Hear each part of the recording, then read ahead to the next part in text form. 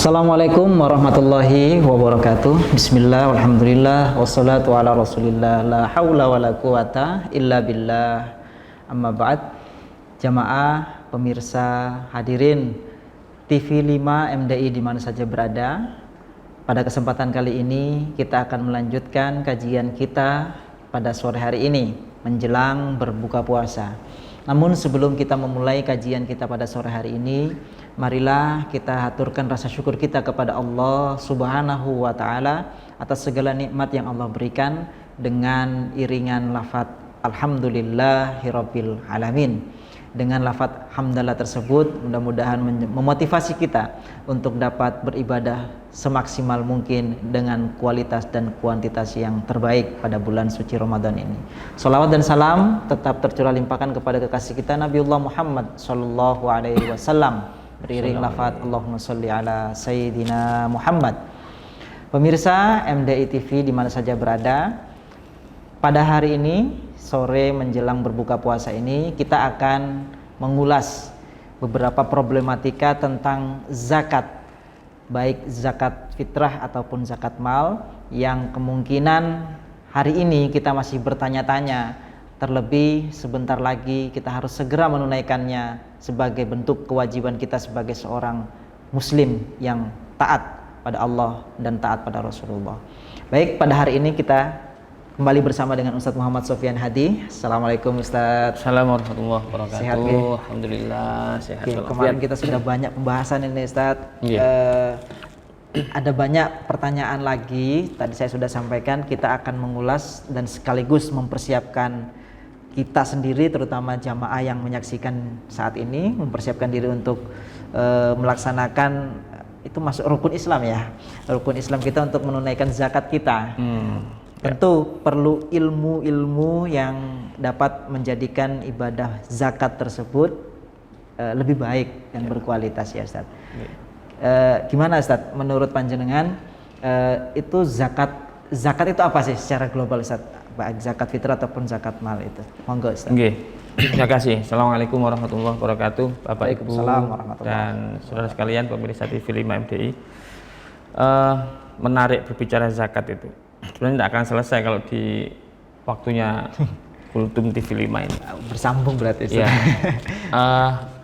Zakat itu sendiri bisa kita maknai sebagai kewajiban istimewa bagi kita, karena zakat itu tidak hanya ranahnya, tidak hanya hubungan vertikal, tetapi juga lebih ke hubungan horizontal sebenarnya. Itu kenapa ketika Allah berfirman di Quran, perintah sholat itu digandengkan dengan zakat. Aqimus sholat wa atuz zakat. Ibadah sholat sebagai gambaran ibadah vertikal, kemudian hablum minallahnya, kemudian ibadah horizontalnya, ibadah hablum minannasnya diwakili sosial, dengan bentuk sosial, diwakili dengan ibadah zakat tadi itu. Maka ini harus menjadi poin tersendiri bagi pemahaman bagi kita, bahwasanya ibadah ini sangat erat dengan nilai-nilai sosial. Jangan kemudian hanya mengaitkan kewajiban zakat sebagai bentuk formalitas ibadah vertikal. Ini satu yang ingin saya sampaikan. Zakat bisa kita maknai sebagai sebuah sarana untuk membersihkan diri, menyucikan diri. Tetapi hal yang menarik ketika kita berbicara ayat Allah, khudz min amwalihim shadaqatan tutahhiruhum. Berarti zakat sebagai media untuk menyucikan. Tetapi ayat kata berikutnya wa tuzakkihim biha. Ada yang memaknai wa tuzakkihim itu memang untuk menyucikan, tazkiyah, gitu, menyucikan diri, membersihkan diri, sama dengan toharah tadi itu. Tetapi tafsir yang ada tafsir ulama tafsir mengatakan wa tuzakkihim biha itu untuk menaikkan nilai, menaikkan derajat orang yang menerima. Baik yang memberi maupun yang menerima. Logikanya di mana-mana lah kita tahu, orang yang loman, orang yang dermawan, orang yang memberi itu pasti derajatnya akan naik di hadapan orang yang menerima. Sedangkan dari sisi orang yang menerima, harapannya zakat itu bisa mengangkat derajatnya. Artinya apa? Kita sebagai seorang muzaki, seorang muslim harus berpikir bagaimana potensi kekuatan zakat umat Islam itu bisa mengatasi problematika kemiskinan sebenarnya. Sebenarnya begitu. Tapi kita akan bicara itu nanti lah. Nanti. Kita akan bicara yang formal dulu. Luas itu. Baik, nggih. Zakat fitrah dulu, nggih. Zakatul fitri begitu ya. Zakatul fitri itu secara apa namanya makna yang mudah kita bisa pahami adalah sebagai bentuk syukur kita setelah kita ibadah Ramadan 30 hari kita dijamu oleh Allah kenikmatan-kenikmatan ini, kita puasa, tidak boleh makan, tidak boleh itu, kemudian di batas itu kita sudah boleh normal kembali, boleh makan pagi hari, boleh ini, boleh itu, sebagai penanda kita mengeluarkan zakat itu sebagai bentuk rasa syukur kita. Nah, supaya kita bisa sama-sama makan di hari kita sudah tidak puasa itu, ditandai kita berbagi dengan orang lain. Jangan sampai ada tetangga kita, ada kawan kita, ada saudara-saudara kita yang di saat kita harusnya tidak puasa harus makan, ternyata ada yang tidak bisa makan.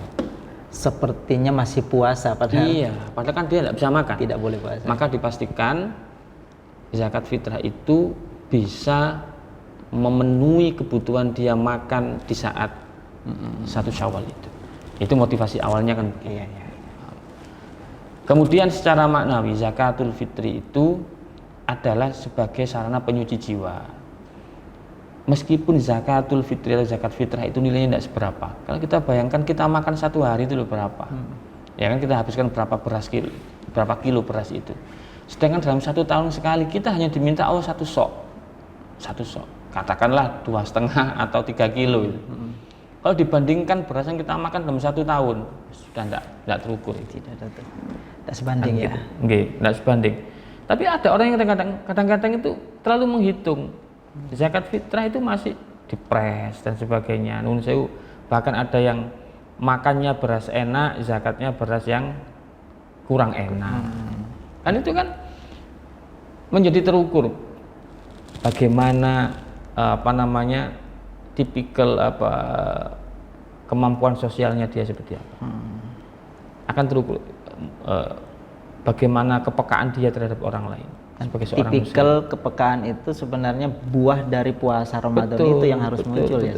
Kalau dia puasa mulai subuh sampai maghrib aja begitu payahnya dia menahan lapar, bagaimana orang tetangganya yang tidak makan, tidak bisa, tidak ada yang dijaga begitu. Harusnya kan ada buah itu. Nah, itu makna dari zakat fitrah sebenarnya itu, nilai itu yang akan terkandung sebenarnya. Okay. Kira-kira seperti itu gambaran zakat. Masya Allah, ini sepertinya pemirsa di rumah harus siapkan catatan ini, karena kalau bahas zakat ini butuh kejelian ya Ustaz. Karena sedikit kita meremehkan ya terabaikan sekian nominal itu juga berpengaruh terhadap kualitas ibadah zakat kita ya Ustaz. Baik Ustaz, ini masih terkait dengan zakat, ada satu problem lagi untuk pembagiannya, atau bukan pembagiannya Ustaz ya. Waktu dulu Ustaz ya, sebelum ke pembagian. Waktu penyalurannya itu sebenarnya kapan Ustaz? Karena saya lihat juga dapat informasi dari beberapa sumber juga sudah ada yang mulai puasa pertama itu sudah mulai diserahkan ke masjid itu. Itu yang afdolnya atau bagaimana ketentuan dalam Islam itu waktu pembagian zakatnya seperti apa Ustaz? Saya awali dulu untuk zakat fitrah itu dari 4 mazhab fikih, itu 3 mazhab itu sepakat bahwa zakatul fitri itu harus berupa qut atau makanan pokok. Qut fil bilad, di mana tempat dia hidup begitu. Kalau kita di Indonesia, di Jawa ini umumnya kita semua makan pokok kita adalah beras, nasi, maka zakat fitrah kita yang kita keluarkan berupa beras. Bagaimana kalau membayar zakat berupa uang atau nilai, bahasanya qimah gitu ya, qimah, nilai dari qut tadi, nilai dari makanan pokok tadi. Hanya satu mazhab yang membolehkan itu, yaitu mazhabnya Imam Abu Hanifah. Yang pakai uang itu tadi. Yang boleh pakai uang. Tetapi kita harus kembali mengukur pendapat mazhab Imam Abu Hanifah itu satu soknya berapa, harus begitu. Kalau boleh mau bayar pakai uang boleh, berarti pakai pendapatnya Imam Abu Hanifah. Lalu kuantitinya, besarannya ya harus mengikuti lah. Jangan kemudian caranya ikut Ibu Abu Hanifah, tetapi besarannya ikut Syafi'i, ya tidak boleh begitu. Itu mencampurkan aduk tidak boleh. Itu yang tidak boleh, mencampur adukan mazhab itu tidak boleh, talfek seperti itu. berikutnya untuk pentasarufan. Di beberapa kesempatan saya sudah menyampaikan yang paling afdol itu tasarruf zakat itu ya binafsi. Artinya yang paling afdol ya dirinya sendiri yang menyampaikan.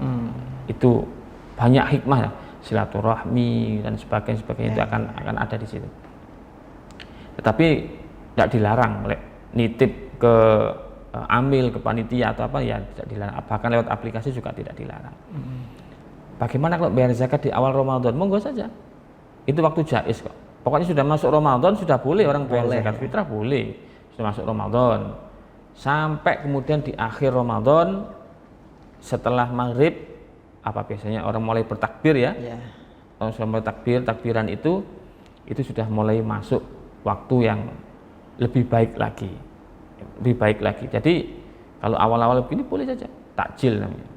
Mengawali, mendahulukan membayar zakat boleh saja, itu boleh. Nanti ketika malam takbiran itu lebih baik karena dipastikan beras itu akan dimakan esoknya ketika tanggal 1 Syawal kan begitu sesuai dengan tujuan awal tadi itu. Yang paling afdol, waktu afdol itu adalah zakat itu diberikan setelah subuh sebelum keluar sholat Id. Tapi ini kan waktunya sangat pendek, betul. Apalagi di perkotaan ini mencari mustahik itu juga bukan hal yang mudah, mustahik yang tepat itu. Jadi monggo saja itu merupakan pilihan. Kalau memang khawatir tidak bisa mentasarufkan tepat, cari waktu yang longgar saja di awal-awal seperti ini itu lebih baik. Kalau memang bisa ya nanti di malam takbir atau kalau afdol lagi ya ba'da subuh sebelum sholat Id. Kalau memang sudah ada target yang mau dibidik untuk diberikan, itu lebih bagus. Oke, baik Ustaz, sebelum ke tata cara bagaimana kita menyalurkan zakat, ini ada juga yang karena tadi disampaikan afdolnya binafsi itu. Kalau tidak bisa dengan binafsi artinya kan diwakilkan atau bahkan kita mewakilkan orang yang mungkin sudah tidak ada Ustaz. Ini kaitannya meninggal. Sudah maksudnya? Meninggal, betul sekali. Apa itu masuk kategori kodok zakat gitu Ustaz? Oke, itu gimana Ustaz? Betul. Sebelum ke tata caranya. Jadi begini. Kewajiban zakat itu zakat fitrah zakat fitrah ini kewajibannya itu sebenarnya bukan, memang kewajiban mengeluarkan itu ada pada masing-masing individu. Masing-masing individu yang hidup ketemu bulan Ramadan maka dia wajib mengeluarkan zakatul fitri. Lalu siapa yang sebenarnya yang berkewajiban menanggung zakat masing-masing individu? Kalau anak bayi menanggung diri sendiri kan tidak mungkin. Siapa penanggung zakat fitrah? Orang yang menanggung nafkah. Nah, ini harus difahami. Jadi seorang penanggung nafkah, misalnya saya punya istri, punya 4 anak, maka saya berkewajiban mengeluarkan zakat fitrah istri dan anak-anak saya, masing-masing individu itu. Bersamaan dengan itu otomatis karena saya yang berkewajiban mengeluarkan, saya yang meniatkan zakat itu. Mana ada beberapa pertanyaan dari murid kita itu kan ya. Benar. Ustaz, ini yang kalau yang meniati zakat saya bagaimana begitu? Sebagai anak. Sebagai anak. Ya, kami jawab zakat itu yang wajib menanggung adalah yang wajib menanggung nafkahnya. Sekaligus dia meniatkan sebagai bentuk tanggung jawabnya mengeluarkan zakat itu. Tidak harus berbahasa Arab kan? Cukup dengan bahasa Indonesia atau dengan bahasa yang dia bisa. Saya niat mengeluarkan zakat fitrahnya istri saya tahun ini karena Allah, selesai. Saya niat mengeluarkan zakat fitrah anak saya tahun ini karena selesai. Yang penting ada niat, yang penting ada niatan itu. Itu menjadi catatan.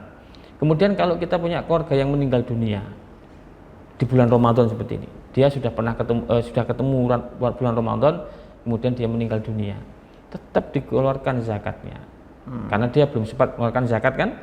Maka nanti ketika kita mengeluarkan zakat tetap dibayarkan zakat, meskipun sudah meninggal dunia, karena dia ketemu bulan Ramadan. Beda dengan keluarga kita yang meninggal sebelum Ramadan. Ya, atau ini yang saya tidak lupa. Mungkin zakat fitrah sudah umum, tetapi zakat mal Ustaz. Mungkin ada keluarga kita itu, ayah atau kakek kita, dia punya harta mencapai nisab dan mencapai haul. Berarti kan dia punya kewajiban membayar zakat saat itu. Tetapi dia belum mengeluarkan zakat malnya. Meninggal. Karena dia menunda-nunda itu dia meninggal. Terus bagaimana? Ya tetap kewajiban. Tetap kewajiban untuk diqadha, untuk dibayarkan zakat malnya itu. Nah, siapa? Ya ahli warisnya. Ahli waris. Dari mana?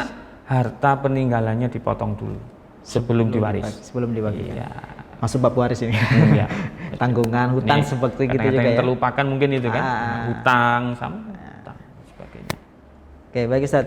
Mungkin kita kayaknya perlu diberi semacam tata cara Ustaz, langkah-langkah terutama bagi orang-orang pemula yang saat ini baru berkesempatan, mungkin selama ini kan diwakili ayahnya, dia pengen terlibat, itu bagaimana tata caranya untuk supaya zakat fitrahnya tahun ini itu tersalurkan dengan sempurna Ustaz.